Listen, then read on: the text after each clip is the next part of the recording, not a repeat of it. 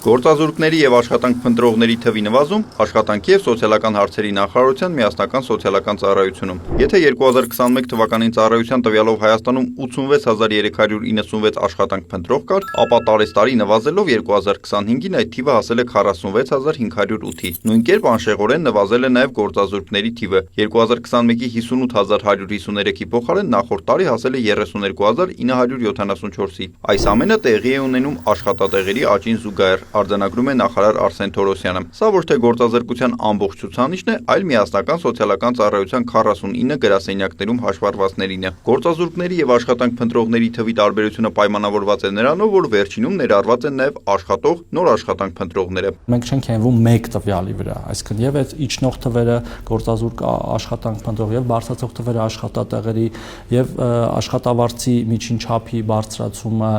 եւ նաեւ դրսից եկող մարդկանց աշխատանք գտնել, այսինքն պահանջարկի ավելացումը։ Եվ այդ ամեն ինչը, որ հանրագումարով նայում ենք, տեսնում ենք, որ մենք տես կայուն ճիշտ ճանապարհի վրա ենք։ Գործազրկության տվյալներն արձանագրում է վիճակագրական կոմիտեն։ 2025 թվականը դեռ ամփոփված չէ։ Նախարարը նշում է 2024-ին 124,000 է եղել այդ ցուցանիշը։ Դրան նախորդող տարիներին 131, 141, իսկ 2020-ին 187,000։ Այսինքն այդ թիվն էլ է, նույնիսկ այն պոտենցիալ աշխատող, որ մեր մոտ գրանցված չեն, այդ թիվը նույնպես իջնում է։ Իհարկե այս մարդկանց մի մասը նաև հմտությունների խնդիր ունի, այդ աշխատանքները եղած վերցնելու եւ անելու եւ այստեղ մենք գործ ունենք անելու վերապատրաստումների, նոր կրթության, կրթական ծրագրերի, գործատուների խրախուսել, որ իրենք վերցնեն եւ կարծես թե իրենց վերապատրաստեն, բայց այդ ճանապարհով մենք գնում ենք։ Պետությունը տարբեր ծրագրերի միջոցով փորձում է խթանել աշխատանքը պատերազմների մասնակիցների, Ղարաբաղից տեղահանվածների, ավագ սերնդի, նորավարտների, հաշմանդամություն ունեցողների համար։ Նախարարը նկատում է, սոցիալական աջակցության ծրագրերը հաճախ միտված չեն եղել մարդկանց աշխատանքով ապահովելուն։ Այլ միտված են եղել իրենց ինչ որ ձևով փոքր գումարով աջակցելուն, բայց որը նրանց թույլ չի տվել ֆորմալ աշխատանքի անցնել, նույնիսկ նրանք ովքեր անցել են չեն ուզեցել գրանցվեն որպես աշխատող եւ այդ թվերի մեջ է parza մեջ չկան, որպեսզի չկորցնեն իրենց օրինակ անապահովության նպաստը,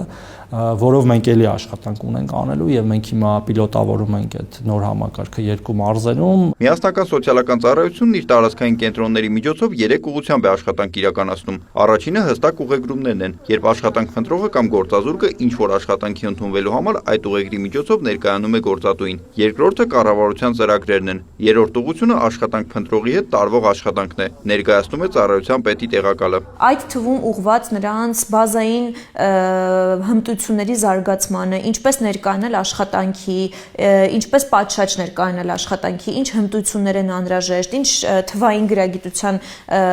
գործիքներ են անհրաժեշտ։ Իդեպ այս մասով պետք է նշեմ, որ մենք շուտով իրականացնելու ենք գործազուրկների շրջանում համատարած թվային գրագիտության դասընթաց։ Այս մասով արդեն գործազուրկը, որը եկել էր տարածքային կենտրոն առաջին օրը գրանցման, եւ գործազուրկը, ում հետ տարածքային կենտրոնը աշխատում է, ենթադրենք 3 ամիս, դրանք լրիվ այլ մակարդակներում գտնվող անձինք են։ Բնականաբար կարող է մեզ մոտ գրանցված թափուր հաստիկներում չտեղավորվել աշխատանքի անձը, բայց արդեն իսկ այդ պատրաստվածությունը ունենալով հանդերձ գնալ եւ որևէ այլտեղ աշխատանքի տեղավորվել։ Հատկապես շատ են սպասարկման ոլորտի աշխատատեղերը, նկատում է Լիանա Թովմասյանը։ Սկսել են գործակցել բուհերի եւ միջին մասնագիտական հաստատությունների հետ, առավել բարձր որակավորմամբ մասնագետների հետ աշխատելու համար։ Կարևոր է, որ աշխատանք չունեցող, բայց փնտրող մարդը գրանցվի ծառայության գրասենյակներում կամ օնլայն հարթակում։ Ունենք eWork.am հարթակ, կարող են այնտեղ գրանցվել, ամենահեշտ արագ տարբերակն է, կամ միասնական սոցիալական ծառայությունում մենք ունենք առանձին հրապարակած տարածքային կենտրոնների եւ հասցեների եւ կոնտակտային տվյալները։